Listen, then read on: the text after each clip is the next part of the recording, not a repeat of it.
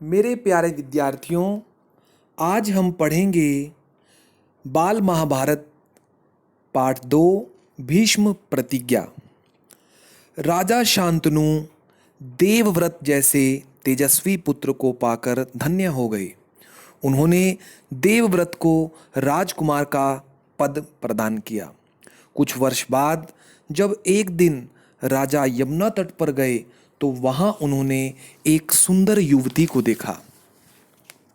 राजा उस तरुणी के प्रति आकर्षित हो गए।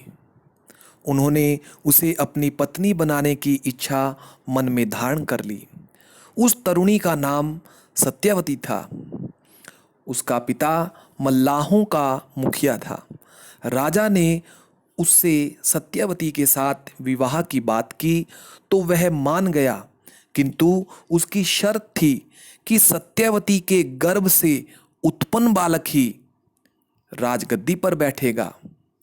राजा को यह शर्त अच्छी नहीं लगी और वे नगर लौट आए। अब राजा मन ही मन निराश रहने लगे और सत्यवती को याद करने लगे। देवव्रत ने समझ लिया कि उसके पिता मन ही मन किसी चिंता में घुले जा रहे हैं। उसने अपने पिता के समक्ष विनम्रतापूर्वक पूछा कि आपकी चिंता का क्या कारण है। शांतनु ने बात को टालने का प्रयास किया, किंतु कुशाग्र बुद्धि देवव्रत बात समझ गए। उसने राजा के सारथी से सारी पूछताछ की और तुरंत यमुना तट पर पहुंचकर केवटराज से बात करने लगे। उसने अपनी वह शर्त दोहराई जो राजा शांतनु के सामने रखी थी। देवव्रत ने केवटराज को वचन दिया कि उसके पिता की मृत्यु के पश्चात उसकी बेटी सत्यवती का पुत्र ही राजा बनेगा। किंतु केवटराज इससे संतुष्ट न हुआ और कहा कि मैं आपकी बात का विश्वास करता हूं। यदि आपकी संतान ने राज्य छीनने का प्रयास किया तो इसके लिए आपके पास क्या उत्तर है? केवटराज का यह प्रश्न बहुत चौंका देने वाला था।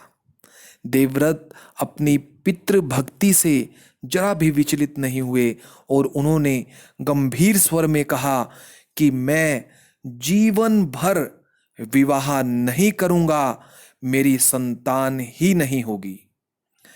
ऐसे तरुण कुमार से किसी को आशा नहीं थी कि वे इतनी भीषण प्रतिज्ञा करेंगे, इतनी भयंकर और कठोर प्रतिज्ञा करेंगे। इसलिए उसी दिन से उनका नाम देवव्रत से भीष्म पड़ गया। सत्यवती से शांतनु के 2 पुत्र हुए, चित्रांगद और विचित्रवीर्य। शांतनु की मृत्यु के पश्चात चित्रांगद सिंहासन पर बैठा और उसके युद्ध में मारे जाने के बाद विचित्रवीर्य की 2 रानियां थी, अंबिका और अंबालिका। अंबालिका के पुत्र थे धृतराष्ट्र और अंबिका के पांडु। धृतराष्ट्र के पुत्र कौरव और पांडु के पुत्र पांडव कहलाए। तो यह था हमारा पाठ भीष्म प्रतिज्ञा। आप सभी बच्चे एक बार पुनः इस पाठ को पढ़ेंगे और इसका अभ्यास करेंगे। सभी बच्चों को शुभकामनाएं।